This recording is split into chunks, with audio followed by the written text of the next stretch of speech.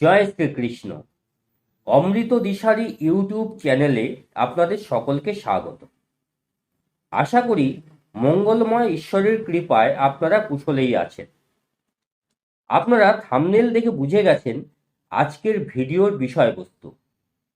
হ্যাঁ বন্ধুরা, আজ এই ভিডিওতে আলোচনা করব ১৬ মালা জপ কেন করতে বলে সেই বিষয়, অর্থাৎ ব্যাখ্যা।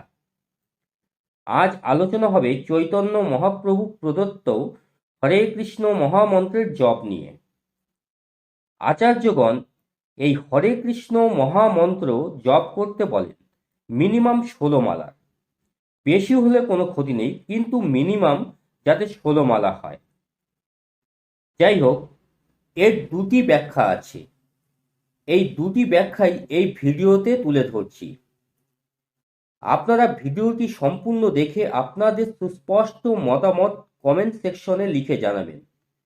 তাহলে শুরু করছি। প্রথম ব্যাখ্যা।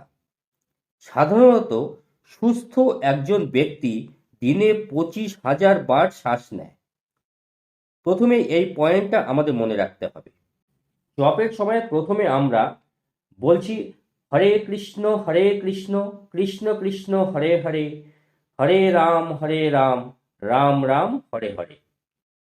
এই প্রতি মন্ত্রে আমরা ১৬ বার ভগবানের নাম নিচ্ছি, অর্থাৎ ১০৮ বার।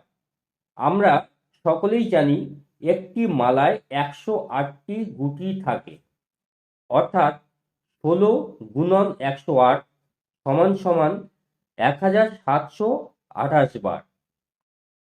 তাহলে বুঝতে পারলাম এক মালা জপ করলে ১৭২৮ বার ভগবানের নাম নেওয়া হয়ে গেল। এবার দেখে নেওয়া যাক ১৬ মালা জপ করলে কতবার ভগবানের নাম নেওয়া হয়। ১৬ গুণন ১৭২৮ সমান সমান ২৭,৬৪৮ বার। তাহলে বোঝা গেল একজন সুস্থ মানুষ দিনে ২৫,০০০ বার শ্বাস নিচ্ছে। তাই কোনো ব্যক্তি যদি ১৬ মালা করে জপ করে, তাহলে যতবার দিনে সে শ্বাস নিচ্ছে তার থেকে বেশি ভগবানের নাম নেওয়া হয়ে গেল। তার ফলে প্রতিটি শ্বাসই ভগবানের নামে শুদ্ধ হয়ে গেল। এই ছিল প্রথম ব্যাখ্যা। এবার দ্বিতীয় ব্যাখ্যায় আসি। দ্বিতীয় ব্যাখ্যায় বলা হয়েছে হরে কৃষ্ণ মহামন্ত্রে ১৬ বার ভগবানের নাম আছে, অর্থাৎ প্রতিটি নামে এক মালা করে উৎসর্গ করতে হবে। তার মানে ১৬টি নাম ১৬টি মালা। এই ছিল দুটি ব্যাখ্যার বিষয়বস্তু। তাহলে আমরা এই ভিডিওর মাধ্যমে দুটি ব্যাখ্যা বুঝতে পারলাম। এরপরেও যদি কোনো ব্যাখ্যা থেকে থাকে অবশ্যই কমেন্ট সেকশনে কমেন্টে লিখে জানাবে। আর এই ভিডিওটি আজ এখানেই শেষ করলাম।